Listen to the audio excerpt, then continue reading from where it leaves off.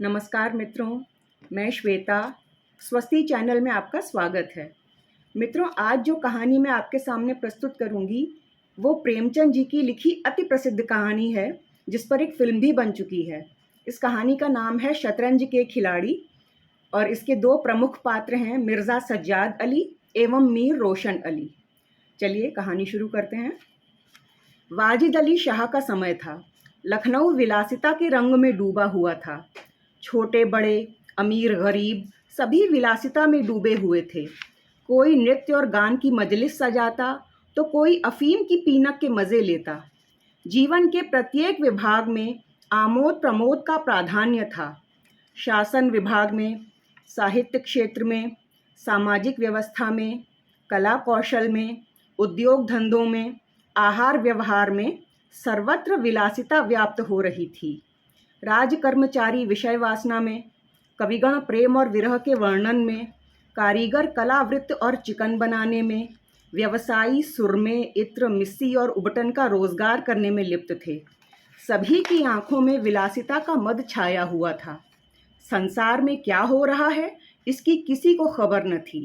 कहीं बटेर लड़ रहे हैं, कहीं तीतरों की लड़ाई के लिए पाली बदी जा रही है, कहीं चौसर बिछी हुई है, कहीं शतरंज का घोर संग्राम छिड़ा हुआ है। 12 का शोर मचा रहता। राजा से लेकर रंक तक इसी धुन में मस्त थे। यहाँ तक कि फकीरों को पैसे मिलते तो वे रोटियां न लेकर अफीम खाते या शराब पीते। शतरंज, ताश, गंजीफा ये सब खेलने से बुद्धि तीव्र होती है, विचार शक्ति का विकास होता है, पेचीदा मसलों को सुलझाने की आदत पड़ती है। ये सब दलीलें जोर के साथ पेश की जाती। इस संप्रदाय के लोगों से दुनिया आज भी खाली नहीं है।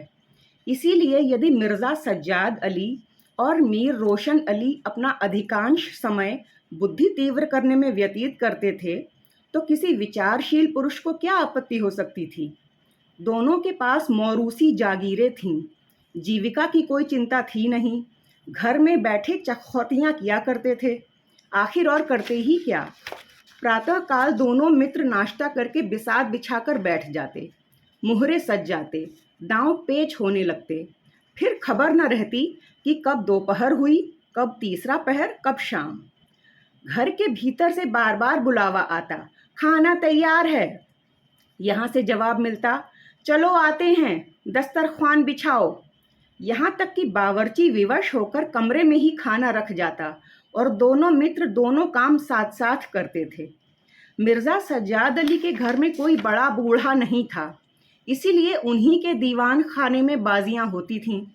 मगर ये बात नहीं थी कि मिर्ज़ा के घर के और लोगों को उनके इस व्यवहार से खुशी होती हो।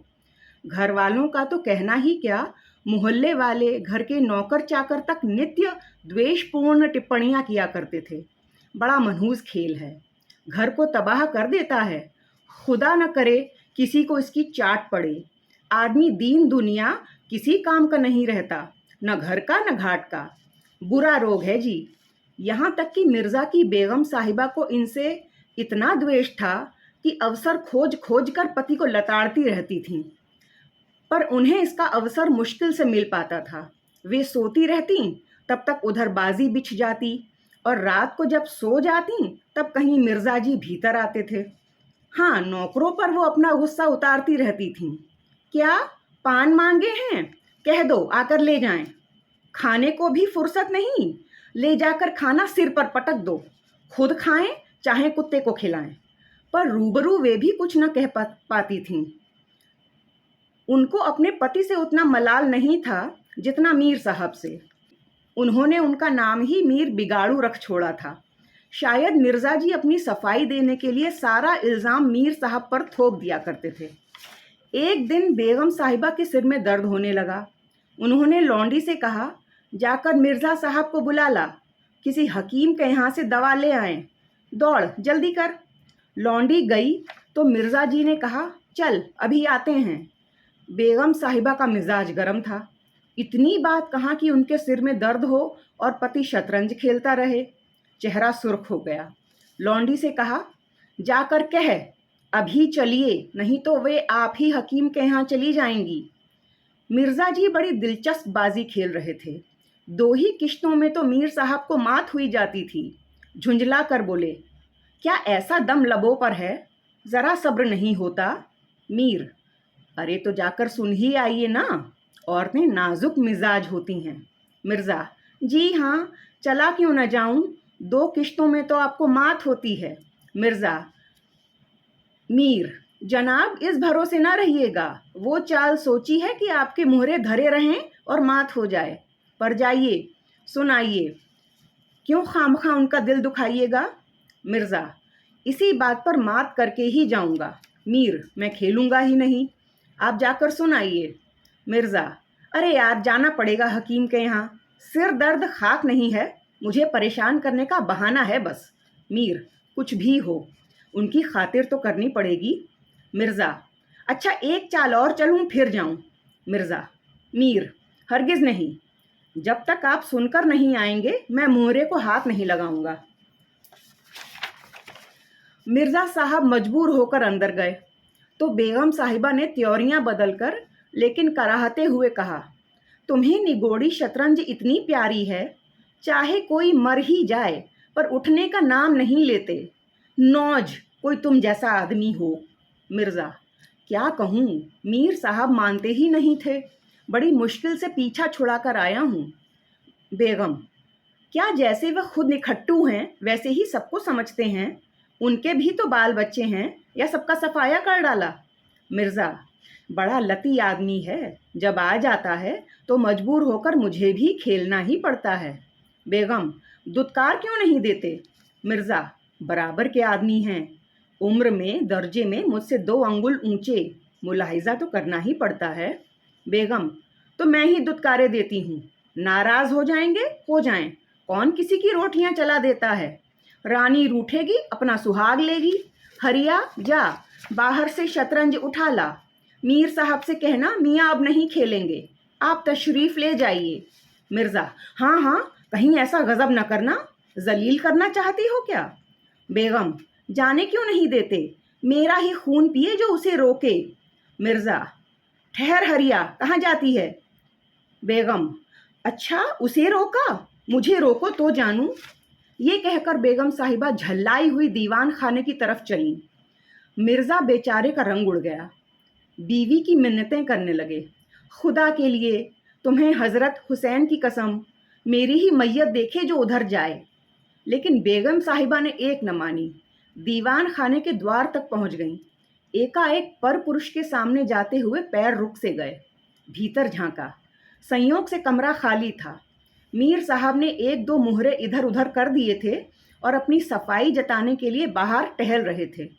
फिर क्या था, बेगम ने अंदर पहुंचकर बाजी उलट दी, मुहरे कुछ तख्त के नीचे फेंक दिए, कुछ बाहर, और किवाड़ अंदर से बंद करके कुंडी लगा दी।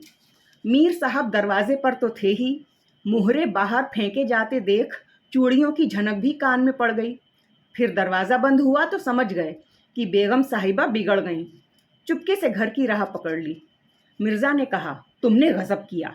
बेगम, अब मीर साहब इधर आए तो खड़े खड़े निकलवा दूंगी, इतनी लौ खुदा से लगाते तो क्या गरीब हो जाते? आप तो शतरंज खेलें और मैं यहाँ चूल्हे चक्की की फिक्र में सिर खपाऊं। लो, जाते हो हकीम साहब के यहाँ कि अब भी तामुल है? मिर्ज़ा घर से निकले तो हकीम के घर जाने की बजाय मीर साहब के घर पहुंच गए और सारा वृतांत कह सुनाया। मीर साहब बोले, मैंने तो जब मुहरे बाहर आते देखे तभी ताड़ गया, फौरन घर की राह पकड़ ली। बड़ी गुस्सेवर मालूम होती हैं, मगर आपने यों उनको सिर चढ़ा रखा है, ये मुनासिब नहीं। उन्हें इससे क्या मतलब कि बाहर क्या करते हैं, घर का इंतज़ाम करना उनका काम है, दूसरी बातों से उन्हें क्या सरोकार। मिर्ज़ा, खैर ये तो बताइए अब कहाँ जमाओ होगा? मीर, इसका क्या गम है, इतना बड़ा घर पड़ा हुआ है, बस यहीं जमेंगे।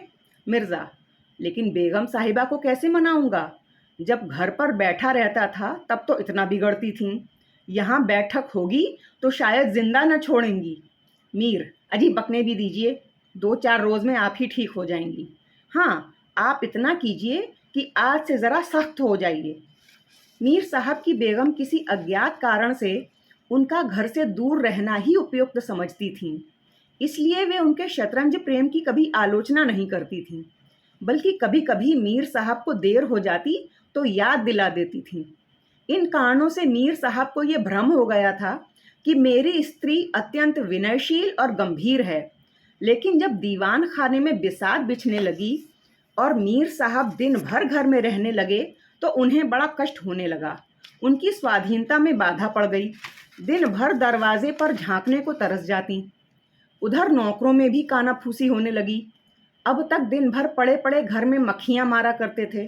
घर में चाहे कोई आए चाहे कोई जाए, उनसे कुछ मतलब नहीं था। आठों पहर की धौंस हो गई। कभी पान लाने का हुक्म होता, कभी मिठाई का, और हुक्का तो किसी प्रेमी के हृदय की भांति नित्य जलता ही रहता था।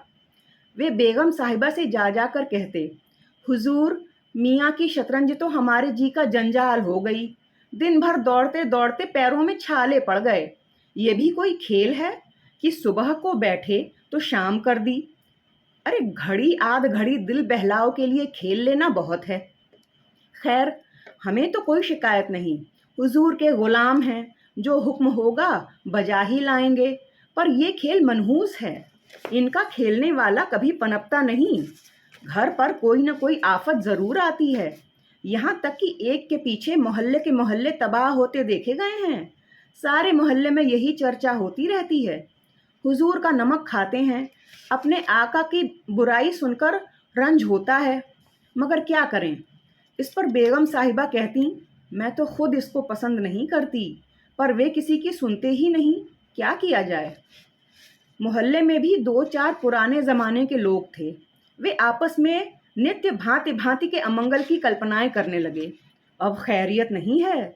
जब हमारे रईसों का ये हाल है तो मुल्क का तो खुदा ही हाफिज है। ये बादशाहत शतरंज के ही हाथों तबाह होगी। आसार बुरे हैं। राज्य में हाहाकार मचा हुआ था। प्रजा दिन दहाड़े लूटी जाती थी। कोई फरियाद सुनने वाला नहीं था। देहातों की सारी दौलत लखनऊ में खिंची चली आती थी और वेश्याओं में, भाड़ों में और विलासिता के अन्य अंगों की पूर्ति में उड़ जाया करती थी। अंग्रेज कंपनी का ऋण भी दिन दिन बढ़ता जाता था। कमली दिन दिन भीग कर भारी होती जाती थी। देश में सुव्यवस्था न होने के कारण वार्षिक कर भी न वसूल होता था। रेजिडेंट बार बार चेतावनी देता था, पर यहाँ तो लोग विलासिता के नशे में चूर थे। किसी के कानों पर जूं न रेंगती थी। खैर, मीर साहब के दीवान खाने में शतरंज होते कई महीने गुजर गए। नए नए नक्शे हल किए जाते, नए नए किले बनाए जाते, नित नई व्यूह रचना होती। कभी कभी खेलते खेलते झड़प हो जाती, तू तू मैं तक की नौबत आ जाती, पर शीघ्र ही दोनों मित्रों में मेल हो जाता। कभी कभी ऐसा भी होता कि बाजी उठा दी जाती। मिर्जा जी रूठ कर अपने घर चले आते, मीर साहब अपने घर में जा बैठते, पर रात भर की निद्रा के साथ सारा मनोमालिन्य शांत हो जाता। प्रातःकाल फिर दोनों मित्र दीवान खाने में आ पहुंचते थे।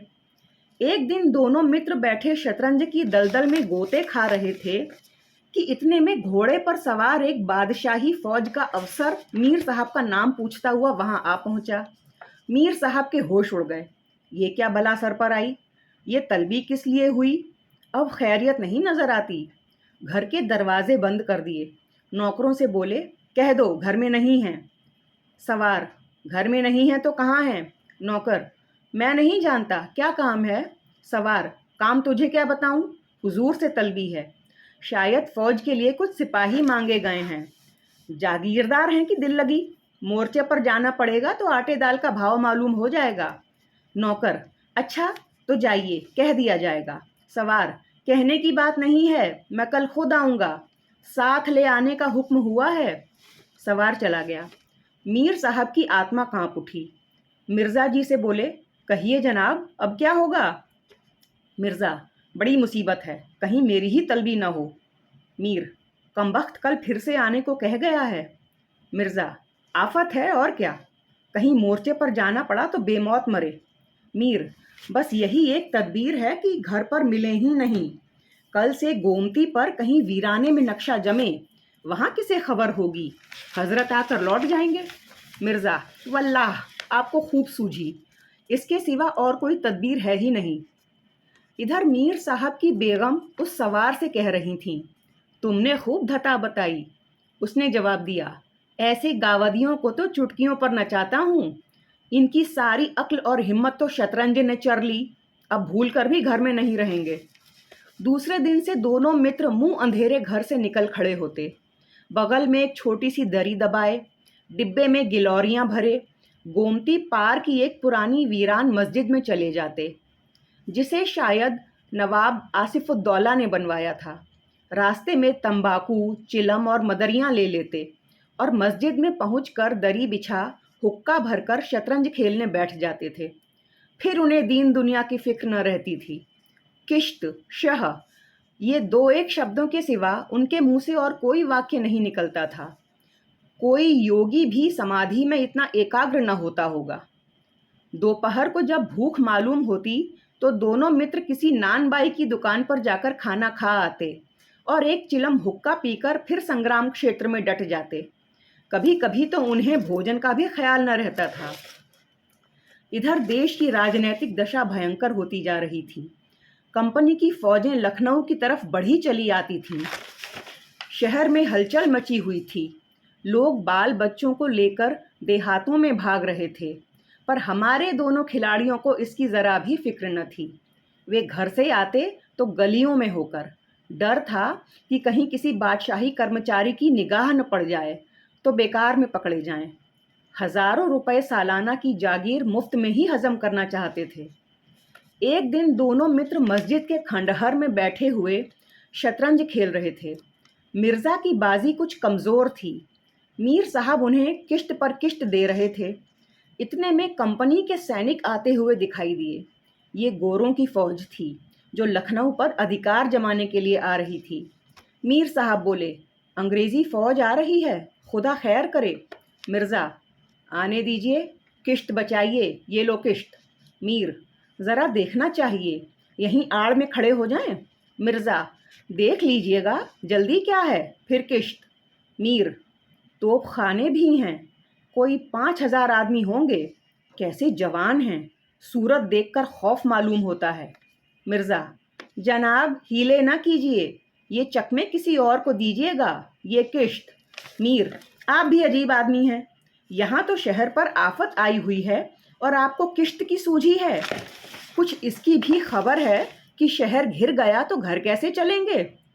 मिर्ज़ा, जब घर चलने का वक्त आएगा तब देखी जाएगी, ये किश्त बस, अब की शह में मात है। फौज निकल गई। 10 बजे का समय था। फिर बाजी बिछ गई। मिर्ज़ा बोले, आज खाने की कैसी ठहरेगी।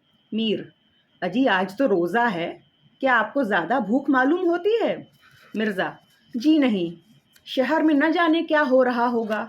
मीर, शहर में कुछ ना हो रहा होगा, लोग खाना खाकर आराम से सो रहे होंगे। हुजूर नवाब साहब भी ऐश गाह में होंगे। दोनों सज्जन फिर जो खेलने बैठे तो 3 बज गए। अब की मिर्ज़ा जी की बाजी कमज़ोर थी। 4 का घंटा बजा ही था कि फौज की वापसी की आहट मिली। नवाब वाजिद अली शाह पकड़ लिए गए थे और सेना उन्हें किसी अज्ञात स्थान को लिए जा रही थी। शहर में कोई हलचल न थी, न मार काट, एक बूंद भी खून नहीं गिरा था। आज तक किसी स्वाधीन देश के राजा की पराजय इतनी शांति से इस तरह खून बहे बिना नहीं हुई होगी। ये अहिंसा नहीं थी जिस पर देवगण प्रसन्न होते हैं, ये वो कायरपन था जिस पर बड़े से बड़े कायर भी आंसू बहाते हैं। अवध के विशाल देश का नवाब बंदी बना चला जाता था और लखनऊ ऐश की नींद में मस्त था। ये राजनीतिक अधोपतन की चरम सीमा थी। मिर्ज़ा ने कहा, हुजूर नवाब साहब को जालिमों ने कैद कर लिया है। मीर, होगा, लीजिए शाह। मिर्ज़ा, जनाब ज़रा ठहरिए, इस वक्त इधर तबीयत नहीं लगती, बेचारे नवाब साहब इस वक्त खून के आंसू रो रहे होंगे। मीर, रोया ही करें, ये ऐश वहाँ कहाँ नसीब होगी, ये किश्त। मिर्ज़ा, किसी के दिन बराबर नहीं जाते, कितनी दर्दनाक हालत है। मीर, हाँ सो तो है ही, ये लो किश्त, बस अब की किश्त में मात है, बच नहीं सकते। मिर्ज़ा, खुदा की कसम आप बड़े बेदर्द हैं। इतना बड़ा हादसा देखकर भी आपको दुख नहीं होता? हाय गरीब वाजिद अली शाह। मीर, पहले अपने बादशाह को बचाइए, फिर नवाब साहब का मातम कीजिएगा। ये किश्त और मात लाइए हाथ। बादशाह को लिए हुए सेना सामने से निकल गई। उनके जाते ही मिर्ज़ा ने फिर बाजी बिछा दी। हार की चोट बुरी होती है। मीर ने कहा, आइए नवाब साहब के मातम में एक मरसिया कह डालें। लेकिन मिर्ज़ा जी की राजभक्ति अपनी हार के साथ लुप्त हो चुकी थी। वो हार का बदला चुकाने के लिए अधीर हो रहे थे। शाम हो गई। खंडहर में चमगादड़ों ने चीखना शुरू कर दिया। अबाबीलें आ आकर अपने अपने घोंसलों में चिमट गईं, पर दोनों खिलाड़ी डटे हुए थे, मानो दो खून के प्यासे सूरमा आपस में लड़ रहे हों। मिर्ज़ा की 3 बाजियां लगातार हार चुके थे। इस चौथी बाजी का रंग भी अच्छा नहीं था। वे बार बार जीतने का दृढ़ निश्चय करके संभल कर खेलते, लेकिन एक न एक चाल ऐसी बेढब आ पड़ती जिससे बाजी खराब हो जाती। हर बार हार के साथ प्रतिकार की भावना और भी उग्र हो जाती थी। उधर मीर साहब मारे उमंग के गज़लें गाते थे, चुटकियां लेते थे, मानो कोई गुप्त धन पा गए हों। मिर्ज़ा जी सुन सुनकर झुंझलाते थे और हार की झेप मिटाने के लिए उनकी दाद देते थे। पर ज्यों-ज्यों बाजी कमज़ोर पड़ती थी, धैर्य हाथ से निकलता जाता था। यहाँ तक कि वे बात-बात पर झुंझलाने लगे। जनाब, आप चाल न बदला कीजिए। ये क्या कि एक चाल चले और फिर उसे बदल दिया। जो कुछ चलना हो एक बार चल लीजिए। ये आप मुहरे पर हाथ क्यों रखे हुए हैं? मुहरे को छोड़ दीजिए। जब तक आपको चाल न सूझे मुहरे छूइए नहीं। आप एक एक चाल आधा आधा घंटे में चलते हैं, इसकी सनद नहीं। जिसे एक चाल चलने में 5 मिनट से ज़्यादा लगे उसकी मात समझी जाए। फिर आपने चाल बदली, चुपके से मुहरा वहीं रख दीजिए। मीर साहब का फर्जी पिटता था। बोले, मैंने चाल चली ही कब थी? मिर्ज़ा, आप चाल चल चुके हैं, मुहरा वहीं रख दीजिए, उसी घर में। मीर, उस घर में क्यों रखूं? हाथ से मुहरा छोड़ा ही कब था? मिर्ज़ा, मोहरा आप कयामत तक न छोड़ेंगे तो क्या चाल नहीं होगी? फर्जी पिटते देखा तो धांधली करने लगे। मीर, धांधली आप करते हैं। हार जीत तकदीर से होती है, धांधली करने से कोई नहीं जीतता। मिर्ज़ा, तो इस बाजी में आपको मात होती है। मीर, मुझे क्यों मात होने लगी? मिर्ज़ा, तो आप मोहरा उसी घर में रख दीजिए जहाँ पहले रखा था। मीर, वहाँ क्यों रखूं? नहीं रखता। मिर्ज़ा, क्यों न रखिएगा, आपको रखना ही होगा। तकरार बढ़ने लगी। दोनों अपनी अपनी टेक पर अड़े थे। न ये दबता था न वो। अप्रासंगिक बातें होने लगीं। मिर्ज़ा बोले, किसी ने ख़ानदान में शतरंज खेली होती तब तो इसके कायदे जानते। वे तो हमेशा घास छीला करते थे। आप शतरंज क्या खेलिएगा? रियासत और ही चीज़ है। जागीर मिल जाने से कोई रईस नहीं हो जाता। मीर, क्या घास आपके अब्बा जान छीलते होंगे? यहाँ तो पीढ़ियों से शतरंज खेलते चले आते हैं। मिर्ज़ा, अजी जाइए भी। गाज़ीउद्दीन हैदर के यहाँ बावर्ची का काम करते करते उम्र गुजर गई, आज रईस बनने चले हैं। रईस बनना कोई दिल लगी है? मीर, क्यों अपने बुजुर्गों के मुंह पे कालिख लगाते हो? वे ही बावर्ची का काम करते होंगे। यहाँ तो हमेशा बादशाह के दस्तरखान पे खाना खाते चले आए हैं। मिर्ज़ा, अरे चल चरकटे, बहुत बड़ी बड़ी बातें ना कर। मीर, ज़बान संभालिए वरना बुरा होगा। मैं ऐसी बातें सुनने का आदी नहीं हूँ। यहाँ तो किसी ने आंखें दिखाईं कि उसकी आंखें निकालीं। है हौसला? मिर्ज़ा, आप मेरा हौसला देखना चाहते हैं तो फिर आइए। मीर, तो यहाँ तुमसे दबने वाला कौन है? दोनों दोस्तों ने कमर से तलवारें निकाल ली। नवाबी ज़माना था। सभी लोग तलवार, पेशकब्ज़, कटार वगैरह बांधते थे। दोनों विलासी थे पर कायर नहीं थे। उनमें राजनैतिक भावों का अधोपतन हो गया था, पर व्यक्तिगत वीरता का अभाव नहीं था। दोनों ने पैंतरे बदले, तलवारें चमकीं, छपाछप की आवाज़ें आईं। दोनों जख्मी होकर गिरे और दोनों ने वहीं तड़प तड़प कर जाने दे दी। अपने बादशाह के लिए जिनकी आंखों से एक बूंद आंसू नहीं निकला, उन्होंने शतरंज के वजीर की रक्षा में अपने प्राण दे दिए। अंधेरा हो चला था, बाजी बिछी हुई थी। दोनों बादशाह अपने अपने सिंहासनों पर बैठे मानो इन दोनों की मृत्यु पर रो रहे थे। चारों तरफ सन्नाटा छाया हुआ था। खंडहर की टूटी हुई मेहराबें, गिरी हुई दीवारें और धूल धूसरित मीनारें इन लाशों को देखती और सिर धुनती थीं। इति यथा राजा तथा प्रजा। तो मित्रों, यदि ये कहानी आपको अच्छी लगी और आप चाहते हैं कि मैं आपके लिए और अच्छी कहानियाँ प्रस्तुत करूं, तो कृपया मेरे चैनल को सब्सक्राइब कीजिए, इस कहानी को लाइक और शेयर कीजिए और आगे बढ़ाइए। तब तक के लिए खुश रहिए, आबाद रहिए, मुस्कुराते रहिए। नमस्कार।